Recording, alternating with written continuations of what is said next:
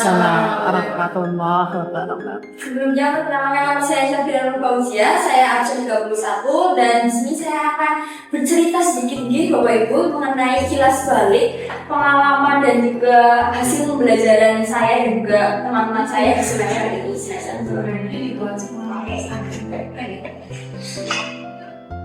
Baik, yang pertama ada profil singkat mengenai saya sendiri. Jurusan saya di pengembangan perangkat lunak dan game, kemudian di sini ada cita-cita saya yang memang tidak sejalur ya dengan jurusan yang saya pelajari di sini, yaitu psikiater, jurnalis dan reporter.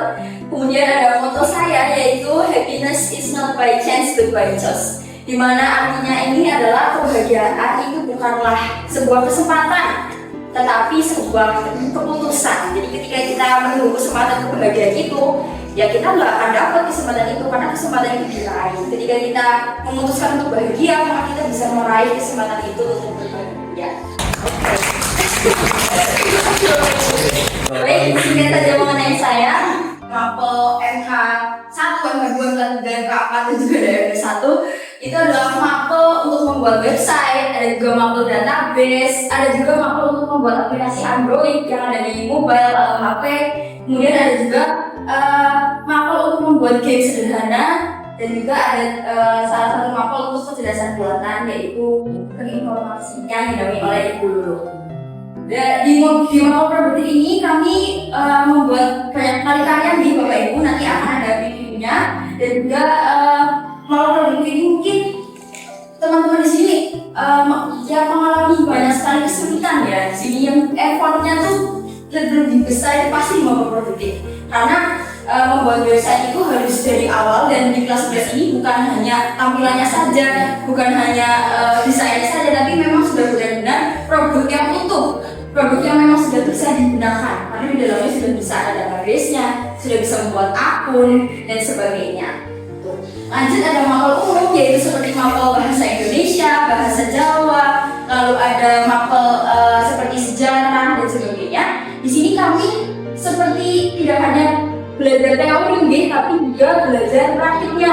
Jadi kita sambil bermain juga sambil mengetahui kalau misalnya ternyata mapel sejarah materinya itu mengenai misal kisah pada zaman perjuangan gitu. Dan kemarin juga kami sudah di sini ada fotonya di Bapak Ibu dokumentasi ketika kelas 11 IPA 1 mementaskan drama mengenai Rengas Dengklok. Dari situ kami tidak hanya mengetahui atau memahami bagaimana Rengas Dengklok itu berjalan, tapi kita juga memerankan salah satu tokoh penting yang ada di situ. Jadi kami tahu jadi gini ya perjalanan Indonesia itu meraih kemerdekaan seperti itu. Dan selain itu juga kami belajar mengenai bagaimana cara mementaskan drama yang benar, bagaimana cara menjadi produser yang benar, sutradara yang benar, dan juga menjadi pemeran, bukan cuma teorinya saja. Gitu. Dan di sini juga ada pengalaman tentang akademik. Mungkin teman-teman yang pernah mengikuti lomba atau di sini ada yang mengikuti organisasi juga memiliki pengalaman akademik seperti saya, yaitu berlomba di bidang public speaking dengan mengikuti berbagai perlombaan dan event yang ada di sekolah. Selanjutnya, nah ini dia Bapak Ibu karya di semester 2 ini. Yang pertama di sini ada foto mengenai karya ini, hanya foto review desainnya saja Bapak Ibu. Ini untuk aplikasi yang ada di mobile. Di sini semua teman-teman di 11 juga membuat aplikasi ini, dan ini adalah mapel gabungan kolaborasi dari MK1, MK3 dan juga MK4, di mana MK database untuk membuat database-nya, kemudian ada MK3 yaitu membuat back-end-nya atau membuat otaknya begitu Bapak Ibu. Kemudian ada juga untuk tampilan di HP-nya, di mobile-nya itu ada di MK4. Dan ini adalah project kelompok, jadi kami tidak hanya mengetahui bagaimana cara untuk membuat aplikasinya, bagaimana cara mendesainnya, tapi kita juga berkolaborasi dengan teman kelompok. Kita bisa untuk membagi job desk masing-masing dengan kemampuan masing-masing, dan kita belajar juga bagaimana mengkomunikasikan pendapat kami gitu seperti itu. Kemudian di sini ada juga karya dari mapel punya Bu Lulu, yaitu mapel sistem informasi atau kecerdasan buatan. Di sini ada website prediksi anemia dan stunting, di mana ini menggunakan kecerdasan buatan, yaitu machine learning. Ya, dan juga ada juga satu lagi yaitu prediksi gambar, yaitu menggunakan metode deep learning. Ini adalah proyek individu dan semua teman-teman di sebelah PPLD 1 juga membuat ini untuk proyek penilaian akhir. Dan di sebelah sini ada preview pembuatan game dari Mapel MK2 yang didampingi oleh Bu Firda. Di sini kita juga membuat semuanya ya, ini adalah proyek individu, jadi kita bebas mengeksplor untuk membuat game apa saja. Juga Ibu Firda ini hanya memberikan instruksi ya, silakan membuat game dan eksplor seluas-luasnya, dan memang hasilnya berbeda-beda ya, sangat berbeda-beda. Ada yang sampai level 6, ada yang hanya sampai level 3, ada yang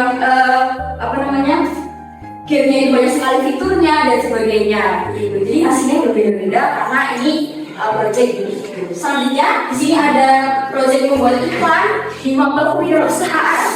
Jadi di Mapel Kewirausahaan ini kita seolah-olah sedang menjadi seorang pebisnis yang sudah mempunyai bisnisnya sedang berjalan. Nah, di sini saya seolah-olah sedang menjual produk kopi bersama kelompok saya yang sedang membuat iklan kopinya.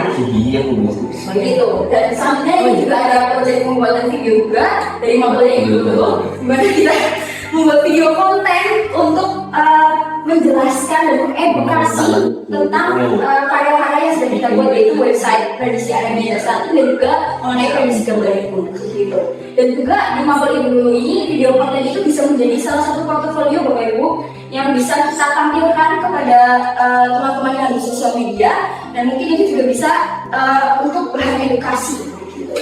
Dan yang terakhir di sini ada website dari Mapel Kewirausahaan juga, di mana kita membuat website e-commerce, yaitu website seperti aplikasi Shopee, seperti aplikasi Tokopedia, itu untuk bisa kita menjual produknya begitu. Oke, selanjutnya di sini ada pengalaman terbaik saya di semester ini. Di sini ada pengalaman pribadi saya dan pengalaman saya dengan teman-teman di kelas 11 PPLD 1. Di sini ada pengalaman saya menjadi salah satu reporter untuk perlombaan MKS di tingkat Jawa Tengah. Dan ini sebenarnya menurut saya ini pengalaman yang sangat-sangat luar biasa, karena saya memang mempunyai cita-cita menjadi reporter dan mendapatkan kesempatan ini, dan itu sangat luar biasa bagi saya. Dan yang kedua ini, sebelah sini ada pengalaman saya menjadi MC Festival Hood Akabara di tahun ini, yaitu ulang tahun SMK Telkom Purwokerto.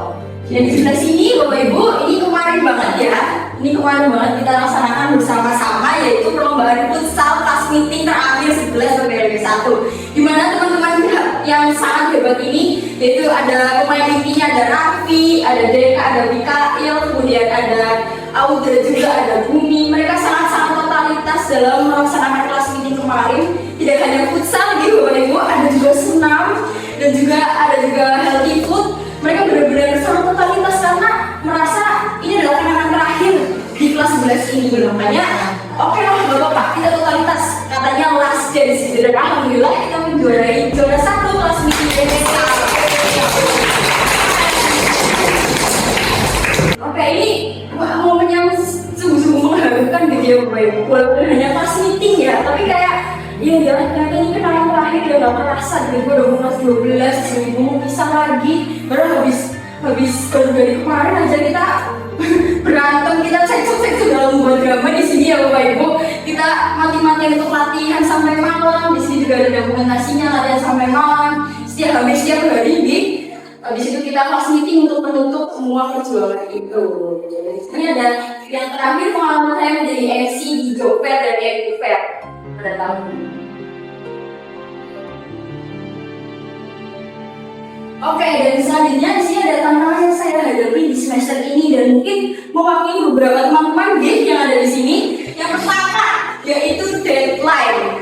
Ini jadi mungkin di sini banyak sekali teman-teman yang menghadapi tantangan deadline dari itu terjaga dengan tenggat waktu, karena tugas itu sangat banyak dan mereka memang semuanya mempunyai tenggat waktu yang berbeda-beda. Jadi kita harus bagaimana caranya memanage waktu, dan karena memang tenggat waktunya berbeda-beda, kita juga harus ingat, oh ternyata emang gua besok Selasa dikumpulin, ternyata emang ternyata dikumpulin hari Senin, oh ternyata masih ada produksi ini dan sebagainya. Nah, untuk tantangan ini, dari mana saya bisa melewati ini, jadi saya merasa karena saya orang yang penuh pamit, kadang saya oh ternyata yang kedua udah jadwal udah selesai dan udah harus dikumpulin. Terus saya membuat reminder di contohnya aplikasi Google Calendar bisa atau mungkin di sticky note. Itu saya membuat itu dan langsung ditampilkan ketika saya membuka laptop dan juga membuka HP. Jadi contohnya itu reminder tugas. Misal tugas MP1 punya dulu. MP1 tugasnya ini kemudian dalam kurung tanggal sekian dikumpulkan. Nah itu untuk mensolusikan tiga waktu itu gitu. Dan selanjutnya ini yang sebelah sini deh, kayaknya teman-teman paham deh. Info yuk gitu kan biasanya kan habis pulang sekolah gitu atau enggak pulang basic atau karena udah ada rapat atau gimana pasti ada yang WA info yuk atau di kelas ayo lah kemana lah. Nah itu bagi saya itu adalah sebuah tantangan Bapak Ibu. Kenapa? Karena saya punya tujuan dan ini ajakan untuk bermain, ajakan untuk ngumpul gitu-gitu ya bersama kafe nongkrong itu sebuah godaan. Dan menurut saya godaan itu adalah tantangan. Misal tujuan saya itu sebenarnya hari ini saya mau menyelesaikan tugas nih. Oke, nanti pulang pokoknya aku fokus. Oh ini soalnya deadline-nya tinggal bentar lagi. Tiba-tiba dia ngajak, oh yuk kemana yuk ada jajan ini loh. Kan saya tergoda gitu kan. Ya, nanti yang jalan kerjanya malam lah biasanya kayak gitu kan. Nah itu adalah sebuah tantangan. Tapi di balik itu, hal ini juga bisa menjadi sebuah reward. Ketika tujuan kita itu sudah tercapai. Jadi biasanya saya mensolusikannya itu saya say no untuk hari ini, say no untuk diajak main dan sebagainya agar saya bisa mengerjakan tugas dengan fokus. Dan hari lainnya ketika saya sudah menyelesaikan semua itu diajak, jadi saya sudah plong, oh iya kan tugas sudah selesai. Akhirnya ya udahlah, lanjut gitu kan. Saya ikut untuk nongkrong dan sebagainya gitu. Karena saya yakin di situ kan banyak banget yang nongkrong kan. Ya menurut saya itu adalah sebuah tantangan dan sebuah reward dengan situasi yang berbeda gitu.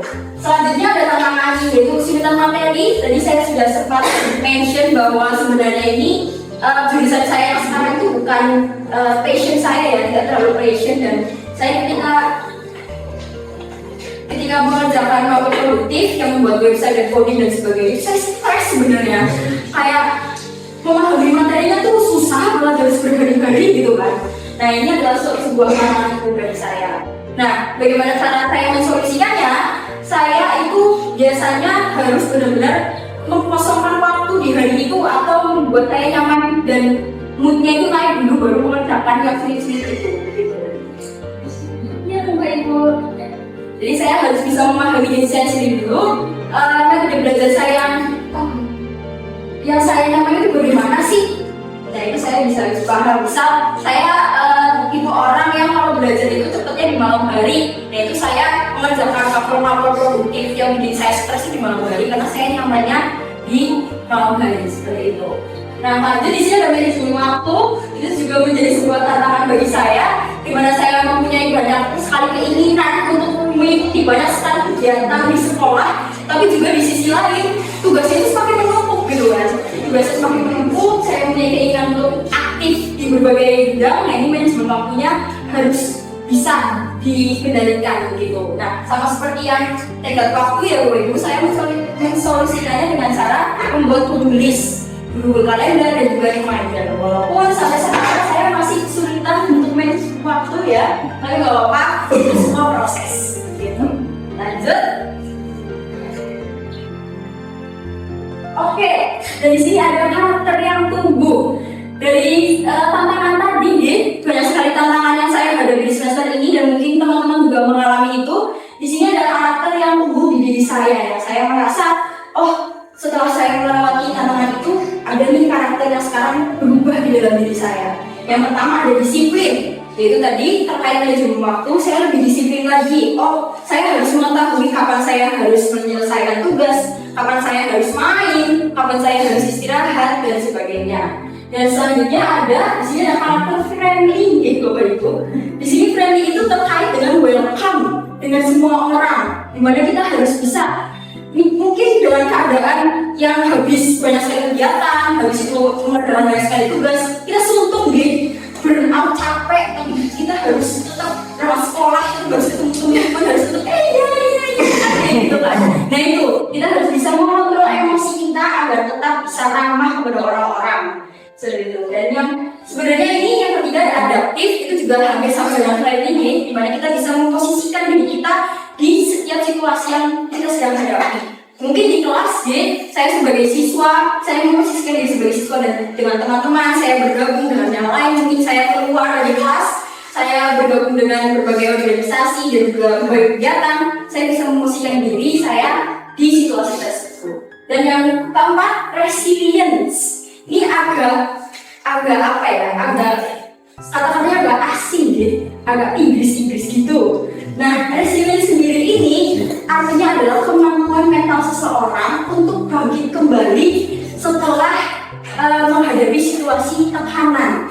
Nah, yang saya alami, tekanan yang saya alami itu yaitu burnout. Mungkin teman-teman di sini sempat pernah mengalami itu ya, burnout mau kerjain tugas supaya capek banget gitu kan. Habis itu mau apa-apain nggak ada motivasi gitu kan. Nah, resilience itu kemampuan kita, bagaimana caranya kita untuk bangkit berdiri lagi dari situasi tersebut. Nah, ini mungkin kemampuan yang sangat luar biasa nih, bahkan sampai sekarang saya belum terlalu menguasai, tapi saya berusaha untuk tetap bangkit karena saya punya tujuan.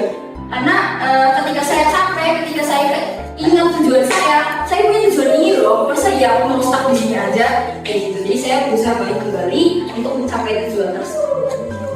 Selanjutnya, di sini ada prestasi akademik yang saya dapatkan di semester ini. Ini ada sertifikat juara 3 perlombaan speech tingkat nasional, dan juga di sebelah sini juga ada perlombaan speech juara 1 di tingkat nasional. Lanjut.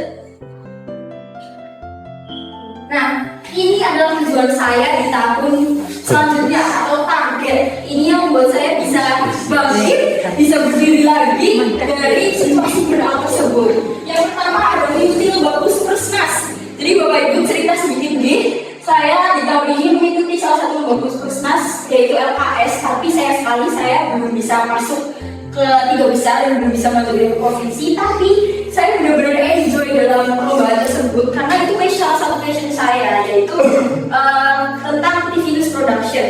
Dan saya di kelas 12 menargetkan untuk mengikuti perlombaan tersebut lagi karena saya sudah tahu, oh ternyata perlombaan ini sistemnya kayak gini ya, yang harus saya persiapkan ini. Nah, walaupun saya jujur aja ya, karena di SMK Telkom nggak ada jurusan TV news production atau broadcasting, saya merasa di teman-teman yang lain kayaknya nggak ahli banget gitu kan.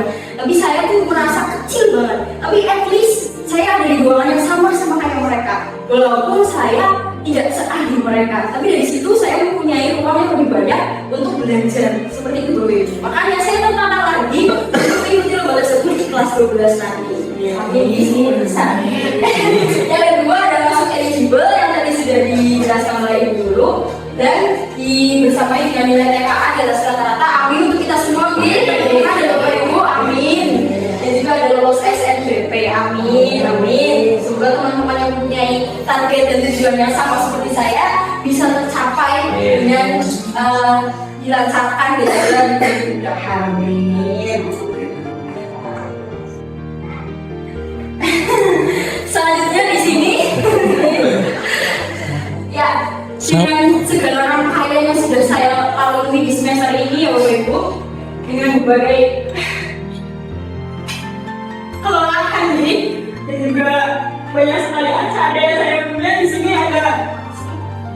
Terima kasih banyak orang tua saya yang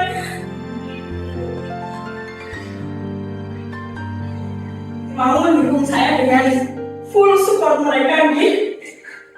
Di sini ada kata-kata hari ini, I wouldn't be here without you. Menurut saya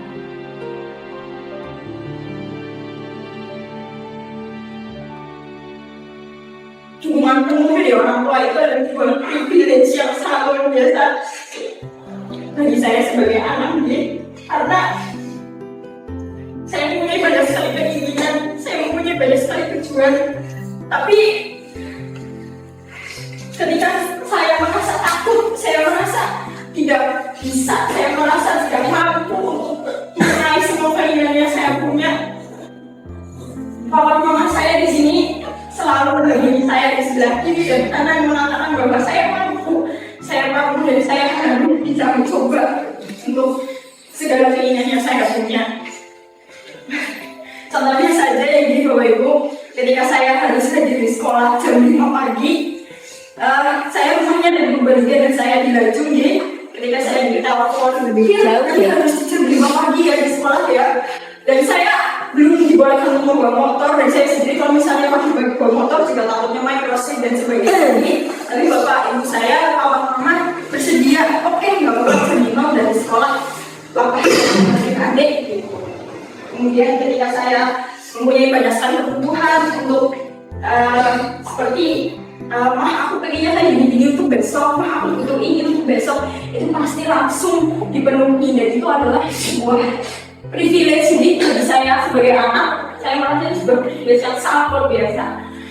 Saya merasa mungkin uang dan sebagainya, ekonomi dan sebagainya tinggi, tapi ketika saya mendapatkan dukungan penuh dari orang tua, itu saya merasa sangat mendorong untuk saya merasa semua tantangan yang saya punya itu tidak ada harganya lagi ya. Ketika kita mempunyai kawan-kawan juga saya seperti itu. Selanjutnya di sini teman-teman, saya juga mau ucapkan terima kasih sudah kita berproses bersama ya di kelas 11 ini, di semester ini. Untuk teman-teman di kelas 11 PPLG 1, kita punya banyak sekali kenangan ya, kita punya banyak sekali ups and down. Kita sempat ada di posisi terpuruk, kita sempat ada di posisi semuanya capek, tapi disitulah kita berproses. Dan saya pesan untuk teman-teman dan pesan untuk saya sendiri ya tentunya. Jadi proses itu memang setiap orang itu berbeda-beda, dan mungkin teman-teman di sini pernah merasa, kok aku stuck di sini aja ya, prosesnya dia kok udah sampai sana, kok aku tetap di sini ya. Itu adalah sebagian dari proses teman-teman. Kita tidak boleh membandingkan proses kita dengan orang lain, tapi sebaiknya kita membandingkan proses kita di masa sekarang dan juga di masa lalu. Apakah kalian contohkan misal kalian merasa proses kalian ada di 5% dan kalian melihat teman kalian ada di proses 15%. Nah, kalian akhirnya merasa tertinggal, padahal sebenarnya tahun lalu kalian itu ada di posisi 4%, ya kan? Dan di tahun ini kalian ada di 5%, itu adalah sebuah kemajuan. Tapi ketika kalian tetap melihat orang lain yang memang sudah ada di 20%, 15% dan sebagainya, kalian tidak akan melihat bahwa kalian sebenarnya itu udah maju loh, udah ada perkembangan seperti itu teman-teman. Dan saya mau ucapkan terima kasih sebesar-besarnya kepada Ibu Lulu yang telah mendampingi kami, mendampingi teman-teman 11 PPLG 1 dalam melewati masa-masa di kelas 11 ini. Dan banyak sekali juga sini Bu Lulu, banyak sekali informasi, dan Bu Lulu tidak pernah absen dalam menyampaikan informasi dan tidak pernah absen dalam mensupport kita untuk tetap solid dan menjadi satu kelas yang kompak begitu. Seperti contohnya kemarin kita saat drama dan dokumentasinya, mungkin Bapak Ibu yang datang melihat di depan panggung itu kayak, wah ini sudah persiapan nih, aktor-aktornya udah siap banget, dialognya hafal, bahkan Messi totalitas banget ya kemarin Messi, itu keren banget. Tapi di belakang layar Bapak Ibu, ini mana, ini dulu itu kacau itu Bapak Ibu. Jadi seperti itu, kita menghasilkan karya yang luar biasa, tapi di belakang itu ada sebuah perjuangan, ada sebuah proses dari kita lalui bersama-sama.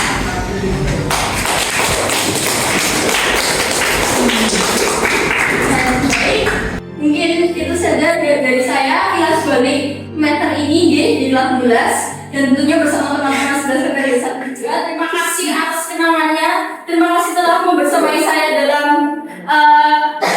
proses untuk di kelas 11 ini. Terima kasih dulu sudah memberi dukungan, dan terima kasih banyak kepada mama papa yang telah membersamai saya dari awal, bahkan dari sebelum saya bisa membayangkan saya ada berada di sini seperti itu.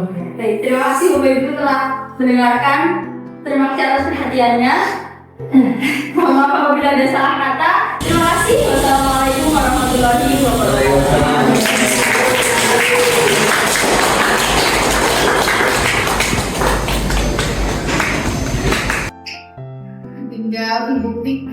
kita ngalah di rumah ya. Di rumah juga bagian tadi sekolah sudah